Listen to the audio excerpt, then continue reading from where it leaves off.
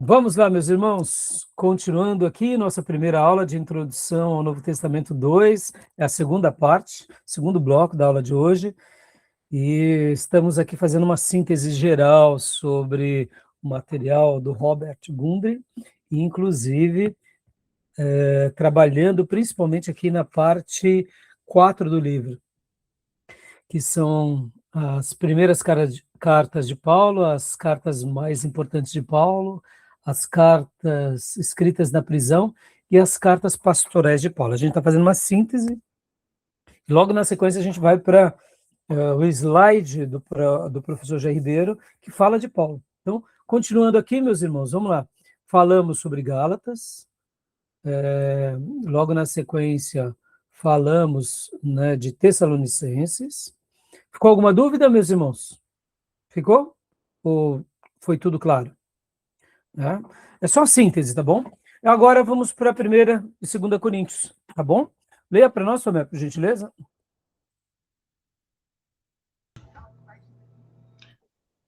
1 Coríntios e o dashboard de uma igreja em crise. Corinto era uma metrópole cosmopolita pagã. A igreja absorveu essa cultura, forçando Paulo a diagnosticar múltiplas falhas sistêmicas. Desunião, sintoma, facções em torno de líderes, Paulo, Apolo, Cefas. Prescrição, a cruz. A cruz humilha a sabedoria humana. Líderes são apenas servos.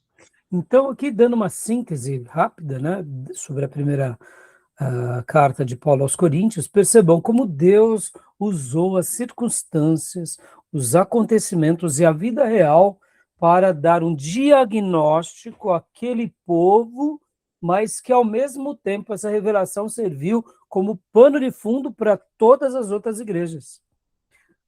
Eu sei que quando a gente fala dos corintianos, a gente lembra, né, como eles eram problemáticos.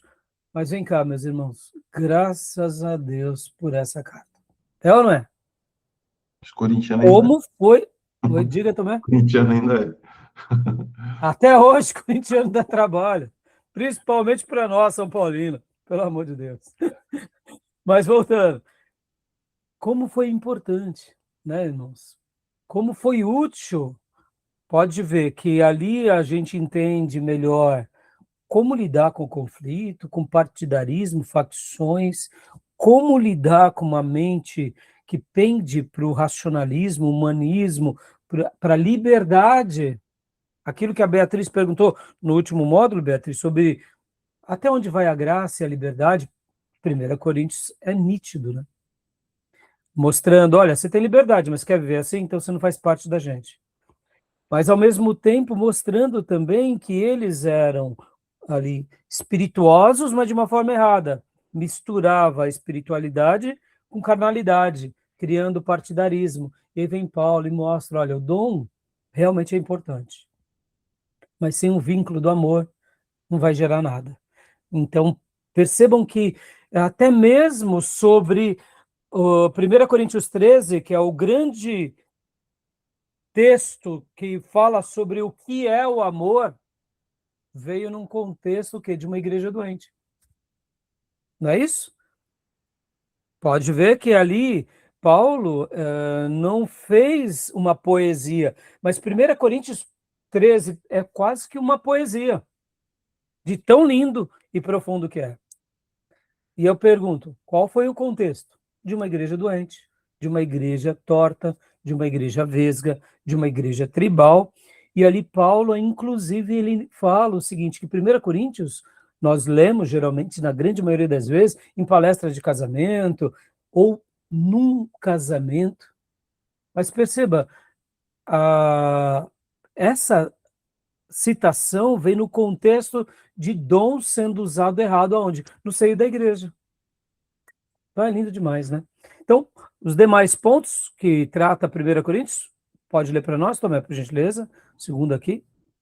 Imoralidade, sintoma, incesto, tolerado, madrasta e litígios judiciais. Prescrição, disciplina eclesiástica, ostracismo e tribunais internos. O corpo é santuário. Maravilhoso. Terceiro ponto, por favor. Casamento e liberdade. Sintoma: dúvidas sobre o divórcio, celibato e carnes oferecidas a ídolos.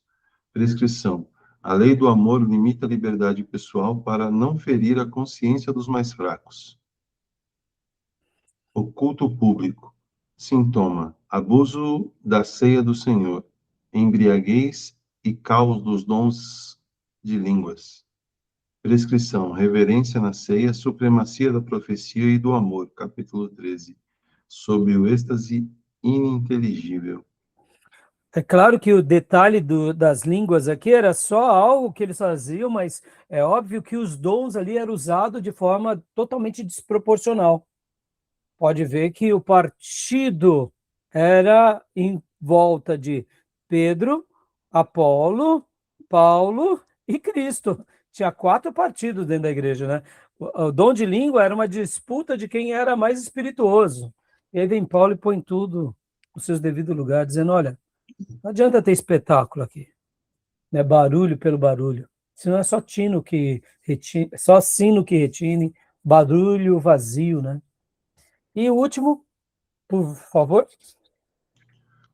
Doutrina. Sintoma: negação da ressurreição corporal futura. Prescrição: a continuidade adaptada, o corpo semeado na fraqueza ressuscita incorruptível.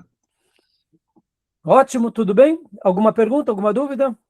Não, só dando uma síntese, tá, meus irmãos? A gente vai voltar em cada um desses pontos com mais detalhe, tá bom? Então, podemos prosseguir? 2 Coríntios, faça as honras, Tomé. Eu gosto demais de 2 Coríntios, irmãos. Alguém já disse que 1 Coríntios é o homem carnal e 2 Coríntios seria o homem espiritual. É como se Paulo chegasse para eles e falasse, acordem, Deus fez uma obra lindíssima entre vocês, mas vocês precisam aceitar tudo isso. E 2 Coríntios já viesse como essa carta, no sentido de, olha, Deus tem muito mais para vocês.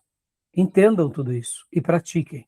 Eu acho lindo o texto de 2 Coríntios, pode ver que Paulo, ele escreve num novo tom, né, dando uma nova conotação, tá bom?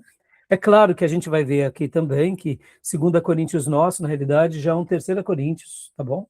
A gente sabe disso. Leia para nós, então, Tomé, por favor. 2 Coríntios, a apologia da fraqueza.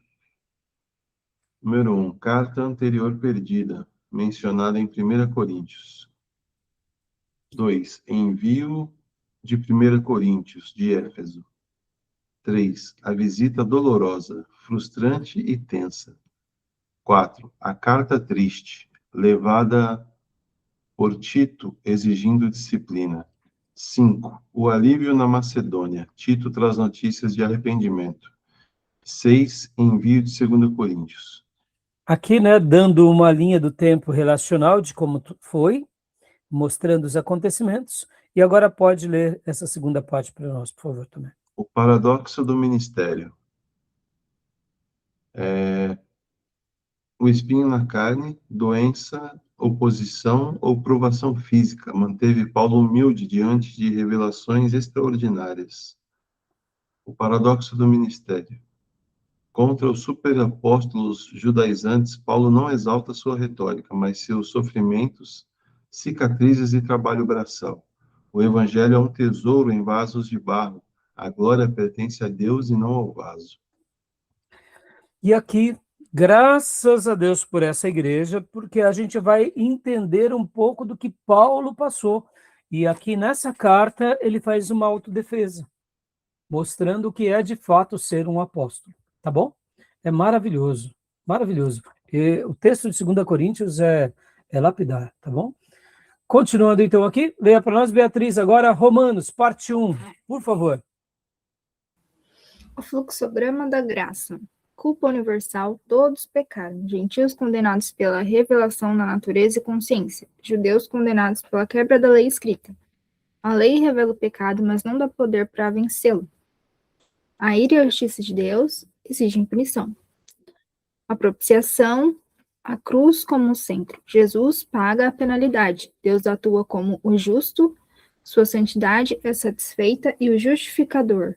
Seu amor perdoa o pecador. O mérito humano é totalmente excluído. Justificação pela fé. Abraão como protótipo, declarado justo antes da lei da circuncisão, apenas por crer na promessa. O resultado, paz com Deus, adoção na esfera da graça e alegria na esperança da glória. Amém. Glória a Deus, né? Esse fluxograma, muito legal, não? Eu achei muito interessante, mostrando a culpa universal, a propiciação, ou seja, aquele, né, que realmente veio pagar por nós, aquele que veio aplacar a ira de Deus. A justificação é pela fé, porque, de fato, nós não podemos nos autorredimir, Deus nos redimiu, e nós acreditamos na obra dele, e aí temos o resultado. Somos justificados, a paz, a graça nos envolve. Fantástico, né? Então, aqui é a primeira parte. Alguma pergunta, alguma dúvida? E aqui vem Romanos, a segunda parte. Leia para nós, Beatriz, por favor. Solidariedade cósmica e vida prática. De Adão a Cristo, do capítulo 5 ao 8. Um Adão trazendo pecado e morte, o outro Adão, Cristo, trazendo justiça e vida. O batismo dramatiza essa união. Morremos para o pecado e a lei, somos vivificados pelo Espírito Santo para a santificação. Ou seja, morremos para o pecado. O batismo dramatiza essa união. Logo, se o batismo é morte, como eu posso continuar no pecado? Por isso que eu disse que antes da pessoa ser batizada, eu não estou dizendo que não possa, meus irmãos, aqui sem legalismo. Por isso que eu respeito cada um, mas assim, na prática e ao longo da experiência, o que custa a pessoa esperar um pouco a mais? Um mês a mais, 2 meses a mais, 6 meses, entendeu? Agora, é claro que existem as suas exceções, é claro que o Espírito Santo faz como quer. Eu, por exemplo, conheci pessoas que eram viciadas, foram batizadas, no dia do batismo, dali em diante, foram libertas. Mas a grande maioria das pessoas precisam ter uma experiência com Deus antes do batismo. Para quê? Para poder passar pelas águas sem viver em culpa. Não sou contra, não estamos aqui querendo, né, reinventar a roda, mas nós temos uma boa tradição que nos acompanha, que a gente olha com misericórdia. Agora, deixa eu só fazer um adendo aqui. Em países árabes, islâmicos, onde eles realmente são radicais, quando alguém se converte a Cristo, ele pode ser batizado na hora, meus irmãos. Porque ali, nesses países, quando alguém se converte, ou eles morrem ou eles são enxotados da sua própria casa. Aí eu te pergunto, essa pessoa está pronta ou não para se batizar? Olha a diferença do nosso mundo ocidental. Países muçulmanos, onde são ali opressos, quando uma pessoa, seja ela quem for, filho, esposa, marido, se converte, os próprios filhos os enxotam de casa ou o agridem. Logo, você acha que uma pessoa que está disposta a morrer para o Cristo não está disposta a ser batizada? Vocês entendem como não há uma regra, mas são realidades diferentes? Nós, no Ocidente, não podemos, muitas vezes, para encher as fileiras das nossas igrejas, batizar todo mundo, só porque isso é bonito, é emotivo. Se nós temos a liberdade de esclarecer o que é o cristianismo, precisamos fazer valer essa fé e essa liberdade, entendeu? Precisamos esclarecer. Então, por isso que eu, na primeira aula, falei sobre isso, tá bom? Mas eu quero dizer aqui que existem as exceções, mas não vamos fazer das exceções regras. O problema é esse. A gente pega uma exceção e faz dela regra. Por exemplo, irmãos, quando o Filipe batiza o etíope, o que acontece? A gente usa daquilo como uma regra. Qual que era a pergunta ali com Filipe, meus irmãos? Aquela pessoa está valendo o quê? Vamos lá. Isaías, Ou seja, ele estava vindo da onde? Jerusalém. Então, ele era já um prosélito. Concorda? Ele já era um judeu pela lei. Ele estava indo adorar a Deus. E possivelmente ele teve ali o quê? Aquele burburinho sobre Jesus, porque está lendo Isaías, ele não leria Isaías à toa. Alguém comentou que o Messias veio, que era o cumprimento, ele ficou com dúvida. Ou seja, ele já estava no caminho. Estão entendendo a diferença? E quando eu coloquei aqui países muçulmanos, que têm ali, né, as práticas radicais, o que eu quis dizer? Se uma pessoa está pronta a morrer, por que não está pronta a batizar? Entendeu? O problema é esse, que muitas vezes a gente batiza hoje porque está sendo dado um evangelho para a pessoa ficar bem de vida. Ou seja, olha a ideia. A pessoa não entendeu o que é o cristianismo, ela está querendo a solução dos seus problemas. E a gente tem que mostrar que se a pessoa não está pronta a querer seguir a Jesus ou aceitá-lo naquilo que ele disse, o que seria, que teríamos que carregar a cruz, a gente tem que ensinar direito, né? Por isso que é importante isso, tá? Então, continua para nós o problema de Israel, por favor, filho. Capítulo 9 ao 11. Se o Evangelho cumpre o Antigo Testamento, por que os judeus o rejeitaram? Deus é soberano na eleição. A rejeição atual é parcial e temporária, permitindo a enxertia dos gentios até a restauração final de Israel na parousia. Ou seja, né, no reino futuro. Parousia, a gente vai estudar muito esse termo, tá bom? E último, dedicação cristã. Olha que lindo esse termo aqui. Nós fomos enxertados, tá bom, meus irmãos? Nós fomos enxertados. Enxertia dos gentios. Nós estamos aqui, ó. Glória a Deus. E o último, dedicação cristã. Capítulo 12 ao 16. O sacrifício vivo. Renovação mental, submissão ao Estado quando promove a justiça, tolerância em questões cerimoniais e amor sem hipocrisia. Glória a Deus, né? Ou seja, aqui foi a síntese de Romanos, tá bom? E, Diego, agora para nós, paradoxo das cadeias, as epístolas da prisão. Leia para nós, filhote, por favor. Efésios, Filipenses, Colossenses e Filemão formam um bloco escrito no cativeiro. Embora Paulo estivesse fisicamente acorrentado, provavelmente em prisão domiciliar em Roma, aguardando o julgamento perante César. Sua influência teológica atingiu seu ápice cósmico. Olha que coisa linda, né? Então aqui temos, né, Cesareia, Jerusalém, Efésios, e aqui a rede de prisão. Dá para ler? Está bem Dá pequenininho? sim, pastor, dá sim. Por favor. Tíquico, o carteiro de confiança, portador simultâneo de Efésios e Colossenses. Onésimo, o escravo fugitivo que acompanhou Tíquico de volta a Colossos. Epáfras, o fundador da igreja de Colossos, que visitou Paulo na prisão para pedir ajuda contra heresias. Lucas, o médico amado que permaneceu ao lado de Paulo em Roma. Joia. Olha só que interessante, irmãos. Essa divisão que o nosso irmão Gundry faz, e eu vou seguir nesse módulo, no módulo que eu dei há 3 anos atrás, eu segui Romanos, né, toda aquela sequência que nós já conhecemos. Mas dessa vez eu vou seguir o formato do livro Ipsis Literis, porque ajuda bastante a nossa compreensão.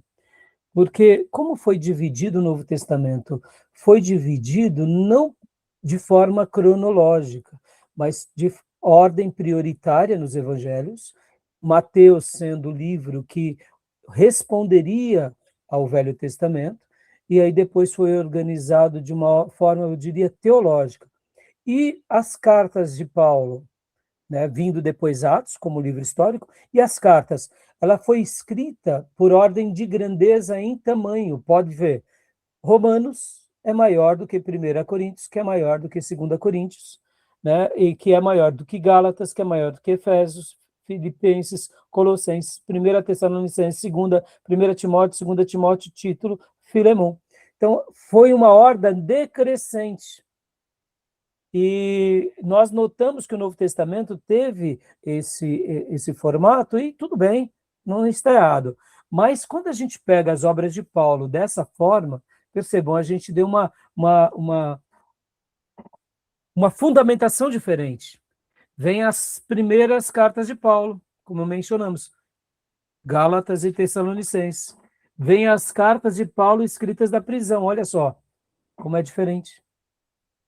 Então, é muito legal quando a gente pega essa ideia, né, de as primeiras cartas de Paulo, né, Gálatas, Tessalonicenses, 1 e 2, 1 e 2 Coríntios e Romanos, dando essa ideia de que são as primeiras, dá uma clareza. É óbvio, né, que aqui eu estou citando de uma forma geral, mas nós podemos ver que não só são as primeiras cartas de Paulo, porque as primeiras seriam Tessalonicenses e Gálatas, mas as mais importantes, né, como Romanos, por exemplo. Né?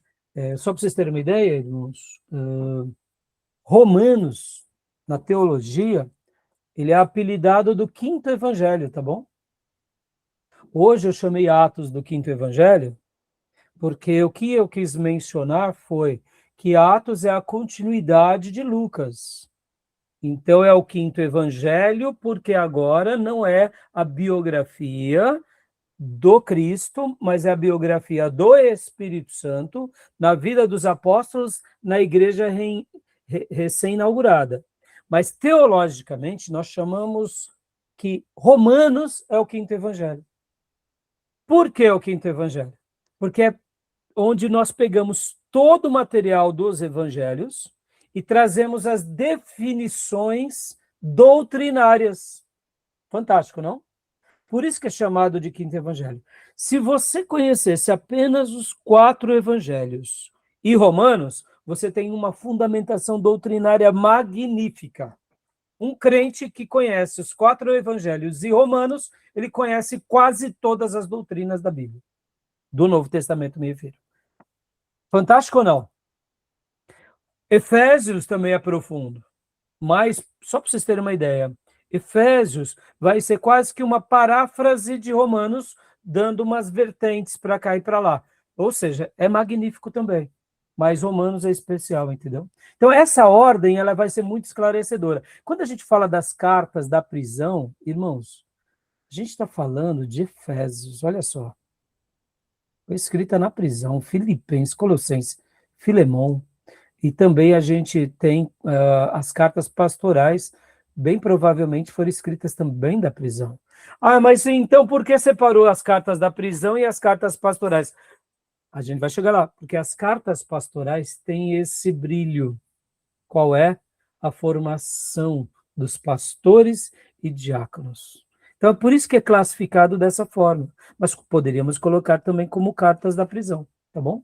Mas perceba que as 2 cartas de Timóteo, 1 e 2, e depois Tito, são textos magníficos que nos ensinam a ver os líderes da igreja do Novo Testamento. Como eles devem agir, como eles devem ser, como eles devem almejar, o que eles podem ter e devem fazer.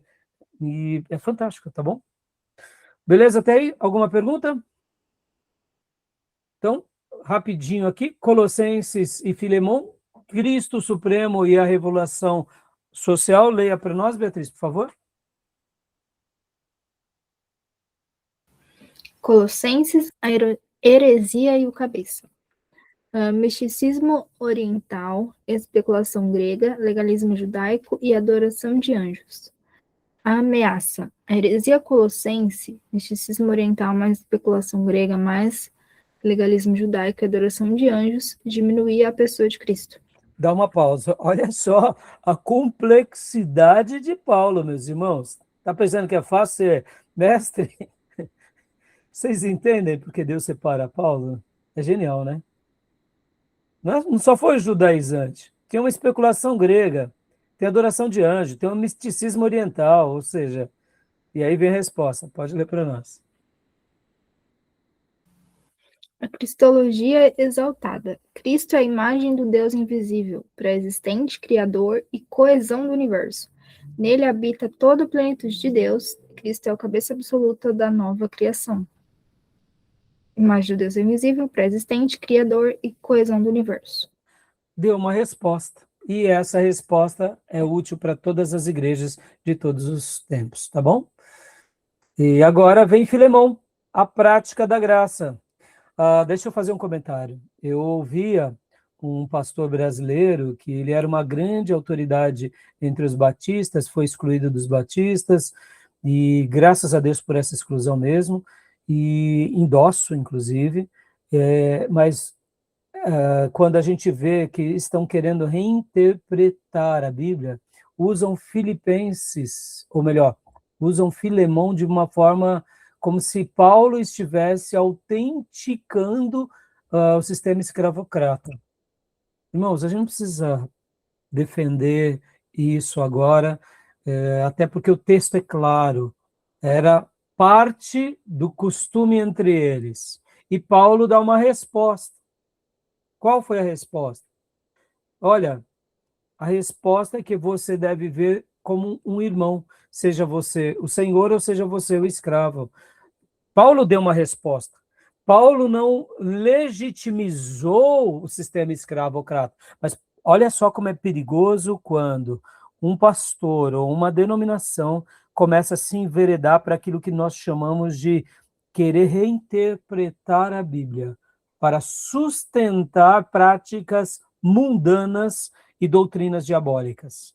A gente não precisa disso, viu, meus irmãos? Tá bom? Estou falando isso para já marcar aqui um território, né? Nós precisamos da Bíblia pura e simples. Deus se revelou naquele contexto. Se Jesus não tocou nesse assunto, então significa que Jesus validava a escravidão? Ora, não precisamos nem gastar tempo com isso, né? Entendeu? Percebam que a obra que Jesus veio fazer sobre nós é uma resposta a qualquer desequilíbrio social, econômico e práticas. Podem ver que Paulo assumiu brigas muito maiores contra as práticas que eram do costume romano e Paulo foi contra. Ou seja, Paulo não estava querendo reinventar a roda, ele estava apenas dando uma solução diante de um problema que a igreja estava passando, né? Filemão é isso, né? Filemão, a prática da graça. Leia para nós, senhor, por gentileza. O cenário: Onésimo, cujo nome significa útil, o escravo foge com o dinheiro de Filemão para Roma. Lá converte-se através de Paulo. A intervenção: Paulo envia de volta, assumindo suas dívidas. Pede que Filemão não o puna, mas receba como irmão caríssimo no Senhor.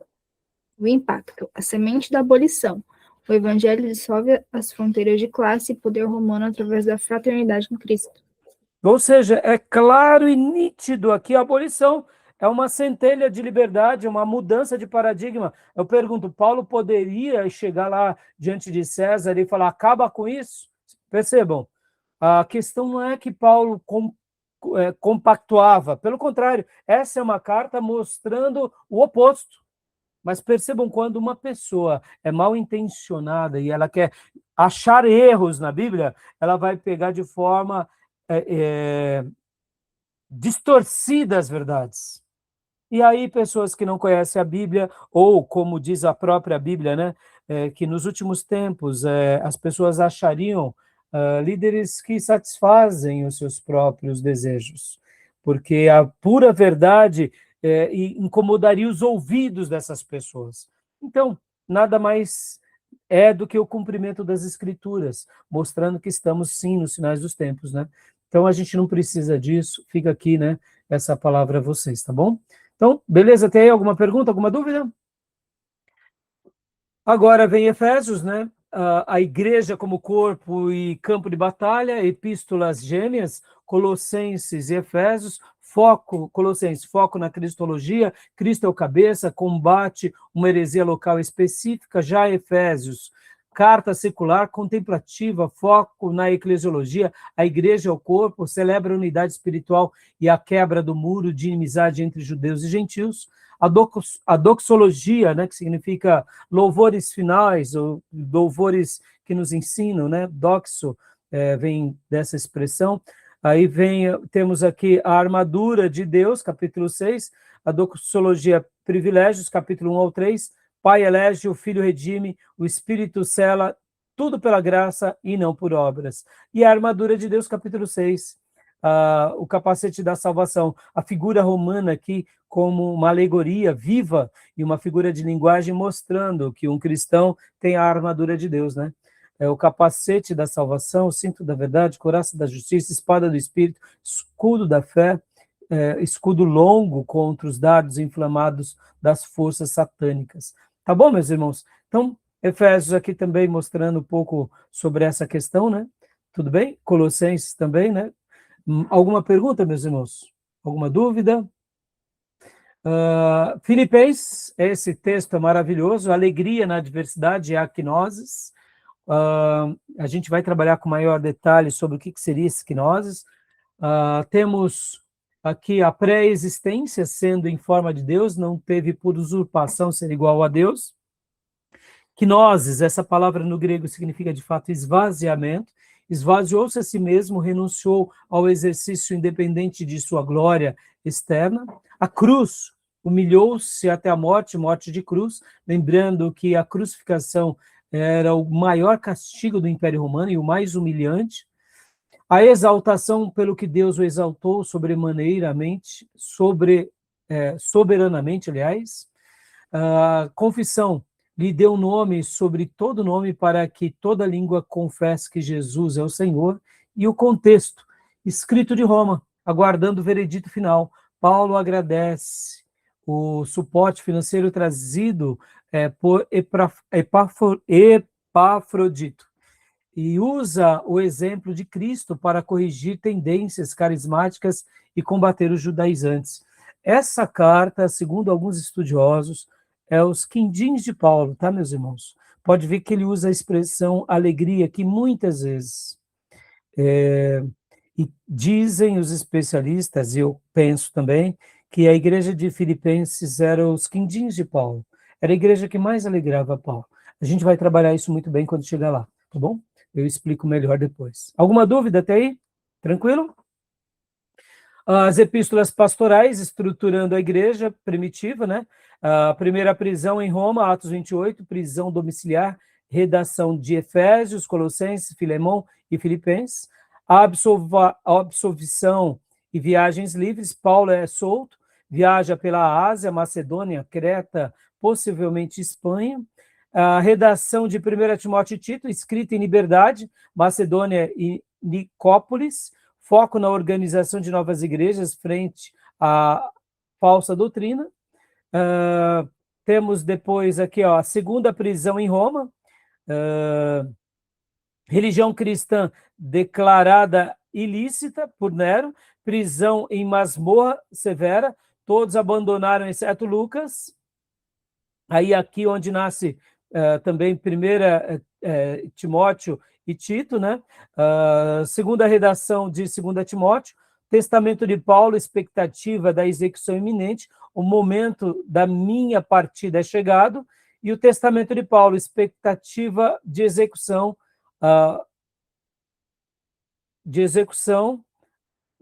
e aí a gente vê que 2 Timóteo registra isso, né?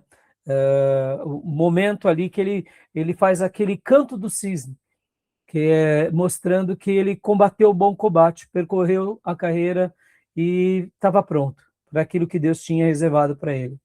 O objetivo das cartas é transformar comunidades carismáticas recém-fundadas em instituições perenes, capazes de proteger a ortodoxia e a ortopraxia. O que seriam essas duas palavras? Ortodoxia, doutrina reta, e ortopraxia, ou seja, a prática também correta. Ou seja, mostrando que essa igreja que agora chegou no mundo precisava somente tirar as arestas das confusões. Lembra que na última aula de Novo Testamento 1, nós fechamos o bloco com a Didaquê? Ou seja, como que a igreja precisava lidar com tantas frentes, e tantas perseguições, tantas confusões, tantas novidades, e aqui Paulo, ao estruturar e dar essas cartas, estava ali deixando um caminho muito sólido para a igreja. Claro que tudo isso, meus irmãos, o Espírito Santo usando Paulo, tá bom? Então, fantástico essa ordem, né? Vocês percebem que eu fiz hoje questão de dar essa aula mais introdutória e geral, como eu disse, porque a gente durante vários dias vai trabalhar mais com Paulo. E Paulo vai ser essa biografia tão lindíssima, e a sua teologia e os seus textos vão ser importantíssimos para nós, tá? Então, para a gente finalizar agora, alguma pergunta, meus irmãos? Alguma dúvida? E dessa forma, né, o blueprint da liderança de Paulo, né, anciãos, melhor, e bispos, a função deles era nada mais, nada menos do que supervisores e administradores espirituais, ensino, pregação da palavra, proteção contra fábulas judaicas e misticismos, qualificações, quais eram os critérios? Irrepreensíveis, maridos de uma só mulher, temperantes, aptos para ensinar, não apegado ao vinho, não apegado ao dinheiro, não violentos, ou seja, havia critérios bem definidos para aquela igreja e para as nossas igrejas. Amém, meus irmãos? E assim tem que ser. E o nosso curso aqui, qual é a proposta? É preparar o seminarista para o dom que Deus o deu. O seminário não dá dom a ninguém, quem dá dom é o Espírito Santo. A gente só quer pegar esse irmão que teve o dom e agora ajudá-lo, treiná-lo numa boa teologia para que ele possa exercer um bom ministério saudável, sendo um professor de escola bíblica, sendo um evangelista, sendo um músico, um levita, sendo um pregador, sendo um pastor, um evangelista ou, quem sabe, um missionário. Simples assim. Por isso que nesse curso a gente zela, né, de estarmos comendo numa boa comida, para que Deus te use como Ele desejar. Se você for uma pessoa que for trabalhar, né, na vida pública, que você seja um cristão político. Se você for ser um engenheiro, que você seja um cristão engenheiro. Um médico, um cristão médico. Se você for ser um grande empresário, que você seja um cristão empresário. Essa é a nossa proposta. Não só do nosso seminário, mas da nossa igreja e das nossas igrejas, tá bom? E também temos os auxiliares dos pastores, né? Que é o diáconos e diaconisas. Função, assessores dos pastores ou bispos, como eu já mencionei, que bispos, que presbíteros e pastores eram a mesma coisa, tudo pastores, né?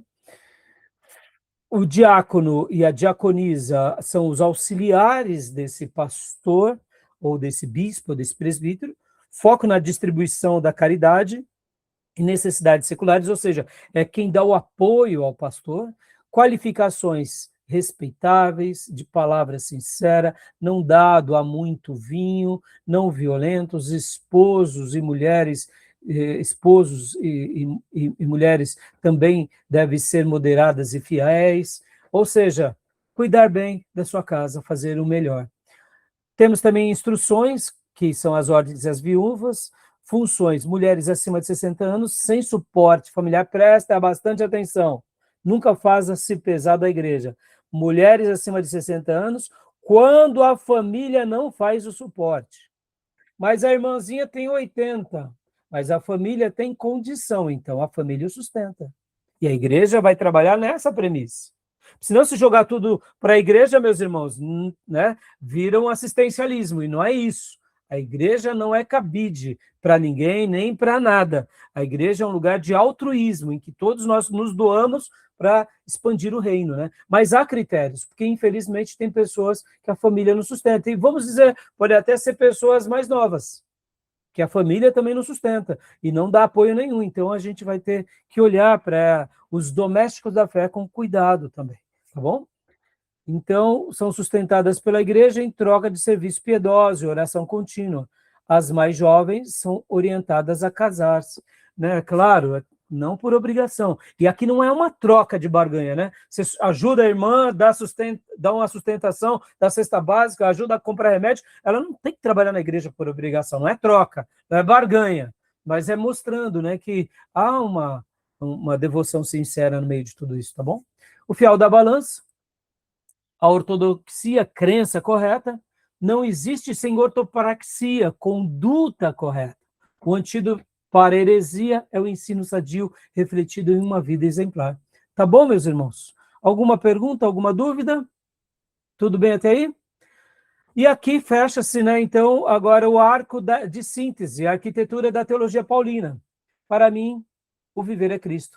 A coerência final de um teólogo, missionário e mártir. Deus e a sua criação, o monoteísmo trinitário, o universo material bom, o corpo humano é um santuário, a carne, impulso pecaminoso, é intruso letal. Ou seja, Deus e a sua criação como uma base dentro das doutrinas paulinas. Depois, Jesus e a redenção. Filho pré-existente se encarna, a cruz satisfaz a ira divina, ou seja, aplaca a ira, né, a propiciação, e o amor divino. Justificação puramente pela graça, recebida pela fé e arrependimento, ou seja, a obra de redenção, ou como chamamos em teologia sistemática, a expiação, né? Depois, solidariedade cósmica, dando essa ideia de que nós temos olhos de compaixão e prática, o contraste vital, né? Todo humano está em Adão, morte, condenação, ou em Cristo, justiça e vida, né? Ou seja, Deus quer nos salvar. Aqui eu falei solidariedade cósmica, mas na realidade eu citei errado, né? Aqui no caso seria mais com relação à compaixão, né? Eu colocaria compaixão cósmica, né? A graça cósmica, tá bom? Não solidariedade, porque a solidariedade tem a ver com o ato mais de socorrermos o necessitado, né? O Espírito e a Igreja, o Espírito Santo habita no crente, garantindo glória futura. A Igreja local visível é o corpo orgânico e templo espiritual de Cristo, cabeça. E a escatologia das últimas coisas, ou eras. Vivemos entre o já e o ainda não. A expectativa da parousia, ou seja, do retorno de Jesus, vitorioso para julgar e restaurar e inaugurar a era vindoura eterna, tá bom? Origem, o Antigo Testamento e a tradição cristã primitiva, Cristo histórico. Paulo não é um inovador pagão, mas o desenvolvedor da revelação de Cristo. Ou seja, esse arco aqui é muito legal. A gente vai ver de uma forma aqui bem plena na teologia paulina tudo isso. Por isso, como eu falei, irmãos, ele estrutura tudo, né? Ele é muito gigante, tá bom? Deus o usou muito. Essa é a palavra, tá? Para a gente não dar mérito a Paulo. Deus o usou muito. Paulo não foi um vaso, foi um vasão, né? De barro, mas vasão, que transbordou graça, azeite. Até hoje derrama sobre nós, tá bom? E é isso. Alguma dúvida, meus irmãos? Terminamos aqui essa síntese, tá bom? Tudo bem? Beleza? Então vamos agora para o slide do professor Jair, né? Fiz uma síntese do que vamos estudar, né? E agora vamos para o slide do professor Jair, que a gente vai começar com a vida de Paulo. Só para vocês terem uma ideia, a gente vai gastar mais uma aula na vida de Paulo, tá bom, meus irmãos? É admirável, meus irmãos, é admirável, tá?